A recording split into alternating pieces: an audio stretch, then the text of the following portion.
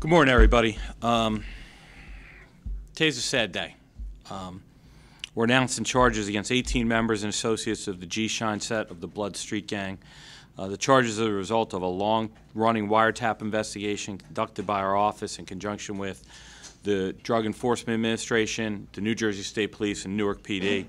The sad part about it is some of the employees of the Rotunda Recreation Center in Newark were arrested as part of this takedown.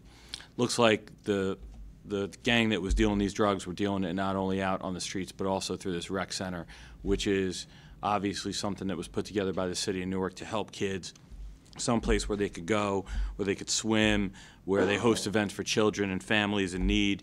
They have a youth boxing academy and a chess program, and unfortunately some people took advantage of their positions, and we believe the evidence will show that they were dealing drugs at that facility as well. Today we unsealed a federal complaint that charges 12 gang members and associates with conspiracy to distribute 1 kilogram or more of heroin. 8 individuals were arrested this morning, while 1 remains at large. 3 were already in federal custody. We're also announcing charges against 6 other defendants who were previously charged or convicted by our office during the course of this investigation. Members of this gang sold narcotics, specifically fentanyl-laced heroin and crack cocaine, at the Janice Cromer Village, which is also known as Broadway Townhomes, a public housing complex located near 2 elementary schools and a high school. As described in the complaint unsealed this morning, the 2 leaders of the organization, Edward Williams and Wally Duncan, are members of the G-Shine set of the Blood Street Gang. Williams and Duncan obtained their supply of narcotics, including fentanyl and heroin, from Raheem Jackson and Arthur Hardy. Arthur Hardy is the director of the Rotunda Recreation and Wellness Center. They delivered the narcotics either personally or through drug runners. Both suppliers have also been charged as part of this investigation. As I mentioned previously, these gang members used the Rotunda Recreation and Wellness Center to conduct narcotics transactions and as a stash location for the narcotics. The rec center is supposed to be there for the kids in the community, not for drug dealers. Hardy has a prior federal criminal conviction. He is, as I said, currently the director of the center. In 2009, Hardy pleaded guilty in this district to a heroin conspiracy. He was sentenced to 37 months imprisonment and 5 years supervised release, which was terminated in 2015. Jackson and Williams are also employees of the Recreation Center. Jackson, too, has a prior federal criminal conviction from the Southern District of New York. In 2009, he was sentenced to 10 years in federal prison and 4 years supervised release, which he's currently on. The investigation relied on court-authorized wiretaps on a number of different cell phones, controlled purchases by informants, hundreds of hours of surveillance, and search warrants on close to a dozen different locations. This is just, to me, another victory for law enforcement and this community and for the city of Newark. I've stood up here several times now and had the honor to talk about it. What you see today with the cooperation of law enforcement in Newark is just incredible. Our partnerships with the DEA, the New Jersey State Police, Newark PD, Essex County Prosecutor's Office, the Essex County Sheriff's Office, and our local police departments such as the Rockaway Township Police Department, our other federal partners such as the ATF. It's the sharing of intelligence between these agencies and the ability to work seamlessly together that provides us the ability to do this. Right before I came in, I was told we're up to approximately 100 gang prosecutions just from our OC Gangs unit this fiscal year, which is not over yet, and we're over 200 gun prosecutions as a district this fiscal year as well. You don't get those kind of numbers and you don't have that kind of impact on a community without the folks that are standing behind me. You also don't do it without the hard work of the assistant U.S. attorneys in this office, and in this particular case, AUSA Heather Sikorsky, who put in a tremendous number of hours to make sure that this case got taken down. I'm going to introduce you right now to my colleague from the DEA, Sue Gibson, who's a special agent in charge of that office. She's going to say a few words. Hello, everybody. Today, we made the lives of the residents of the Broadway townhomes just a little bit safer by taking some very violent people off the streets who were responsible for drug trafficking and violence in that area. Not only were they trafficking drugs, but they were trafficking heroin, which mostly tested positive for fentanyl. And as we all know, fentanyl is a leading cause of death that we're dealing with overdoses right now. Essex County has the highest rate of overdoses in the state of New Jersey, and fentanyl is one of the reasons why. So we're happy that we got these guys who were trafficking fentanyl, and we hope to have many, many more prosecutions similar to this, and I am so grateful to have worked with our partners in law enforcement in this great state. Like Mr. Carpenino said, definitely we can't do it without each other, and I would definitely like to thank the New Jersey State Police. I know the members of the high-intensity drug trafficking group, DEA, Group 1, really valued their cooperation with the New Jersey State Police, the Sheriff's Department, Bureau of Narcotics. The Newark Police Department had great relationships with them to get this case done. I would also like to thank ATF, HUD, New Jersey State Parole, U.S. Marshal Service for helping with the takedown this morning, and if it wasn't for them, this case would not be possible. DEA, we look forward to doing more cases like this and working with our counterparts. Thank you. Okay, now I'd like to have Director Ambrose from the Newark Department of Public Safety come up. Thank you.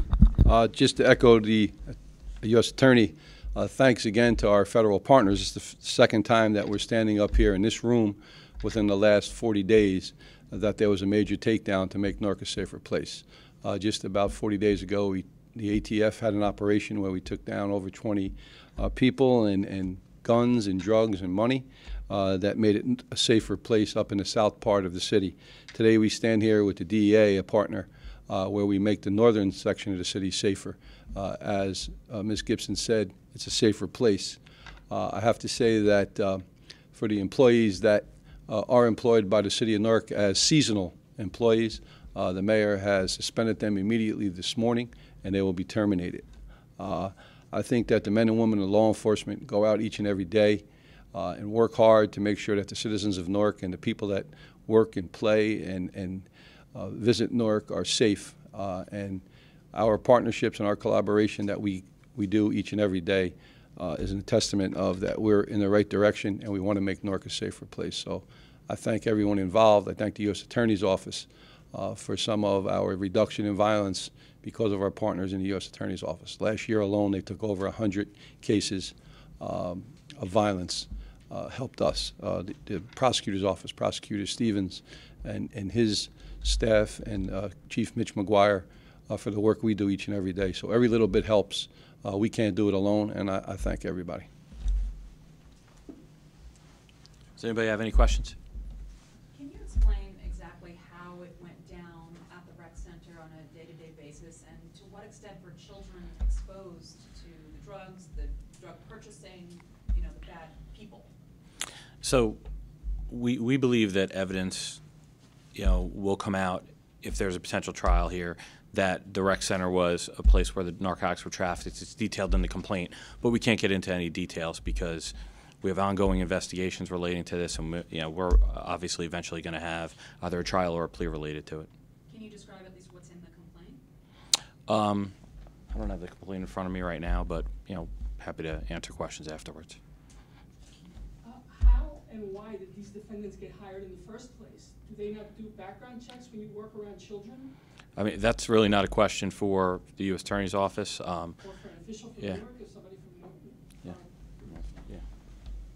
I could. I don't want to keep kicking the can, but I think I'm going to refer that to the personnel director. The standards for hiring for police officers and law enforcement, and the standards for somebody, to work in the city on a seasonal position is different. So I would say that the city administration can give you a better answer to that. You said it was a long-running investigation. When did it start, and at what point did your investigation lead you to this rec center, and what was was it kind of like an oh my goodness reaction, and how did that, And so when you realized it's not every day that a rec center becomes a focal point for a drug operation. Yeah. Can you speak to that? Well, first of all, let's focus on the fact that the rec center itself is not the focal point of a drug investigation. There's 3 employees detailed in the complaint that worked at the recreation department. there are many other employees there, and none of this should impugn any of the work that they do. And that doesn't mean that the rec center itself was a drug operation. What we have is we have evidence that 3 employees that were working at the recreation center were unfortunately flouting their duties and, quite frankly, conducting improper activities while they were employed at the center. Did anyone from the rec center ever come forward to authorities or anyone from the city with suspicions that potentially they were? We're not going to get into details about investigations and what sort of sources or cooperators and information that we had. We're not talking about just any employee here, we're talking about the director. Correct. And again, even to be a teacher's aide, to get any job in any school, you have to go through a criminal background check. Are those people the subject of also an investigation? As the director said, and I'll say again, that's something that would have to be directed to the city of Newark. I mean, we're not responsible or aware of what sort of background checks or what sort of information that they obtained. Is this anyone in this group or gang involved in any violence, known violence in Newark? The complaint didn't detail any violence. We do believe that there's violence related to some of this gang activity. It's not something I could discuss at this time. Can you say where in the rec center the drugs were being stored? We cannot. All I could do is refer you to the complaint. Can you talk about the source of where these drugs are coming from, either within the United States or outside? What was the chain there, if you can talk about that? We have ongoing investigations related to this, and all we can do right now is discuss what's in the 4 corners of the complaint. And you said the wiretap investigation started last year, early 2018? 2018. The investigation did. The wiretaps began this year. Okay. Can you talk at all about what the demand side of it? Where was these were being sold to people from outside Newark or mainly in Newark? Is there any way you can talk about that at all? There's details here. Yeah, I mean, I think this is like any other drug case in the sense that, you have Newark residents that are purchasing these drugs. You have people coming from the suburbs surrounding these areas and other neighborhoods.